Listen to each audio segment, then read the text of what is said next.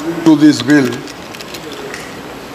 it has been proposed to amend Section 7 of the Act to enable the central government to reissue the notice of acquisition to the owner or such other person interested in the property for the purpose of giving opportunity of being heard. Now, the preceding paragraph in the statement of reasons and objects and reasons, it is said that there have been instances of persons interested in the requisition property challenging the notice of acquisition on the ground that the same has not been published, without affording personal hearing to them. And thereafter, the interested person or persons, they have challenged the award or the order in the court of law, and it went up to in some cases it went up to the Supreme Court. So during this prolonged period, the price of the property has increased, and therefore the quantum of compensation payable to the person or persons will be enormous. That is why they have brought this here, that the notwithstanding any order passed by any court, the central government seeks to have the right to reissue a notice. Sir, if as a lawyer you also know that if a person has not been given an opportunity of being heard, this is a denial of principle of natural justice, and it contravenes Article 14 of the Constitution of India. So in that case, the person or the persons have a right to challenge that decision of the government in a court of law.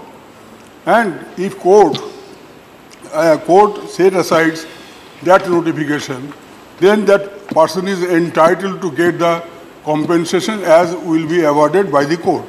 But here, the government has sought to have that power, that whether there was any opportunity given or not to the person of hearing. Now we are issuing a notice for hearing of that person. So after prolonged litigation, if that person again will have to come to the authority for hearing, and after that the authority will decide the quantum of compensation, I think it is illogical, irrational, and also illegal, according to me. Sir, here they have particularly mentioned it is proposed, further it is proposed, I quote, further it is proposed that any enhanced compensation with or without interest awarded by the court or other authority before the date of commencement of the proposed amendment shall be subject to the reissuance of the proposed notice of acquisition and shall be applicable only to the cases of property being acquired for national security and defense purposes, unquote. So only in cases of acquisition of property involving national security and defense purposes. What about the other properties? Suppose the properties which have been acquisition for railway, or for national highway, or for airport, or for any other purposes.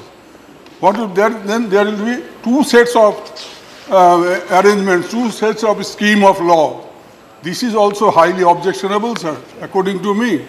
Because if the government wants to have a general principle or a general rule to follow, then it should be made applicable in all cases where there is a discrimination between one set of people and the other set of people.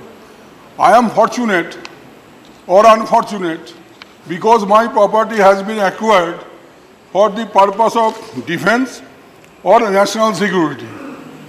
And the other group of people are fortunate or unfortunate if that objective is not involved in their property, that national security or defense purpose. Therefore, sir, this is absolutely a discrimination in the eye of law. I would request the government to relook and revisit these provisions, and without having this matter discussed in a standing committee of this parliament, this bill should not be pressed for passing. That is my submission to the government through you, sir.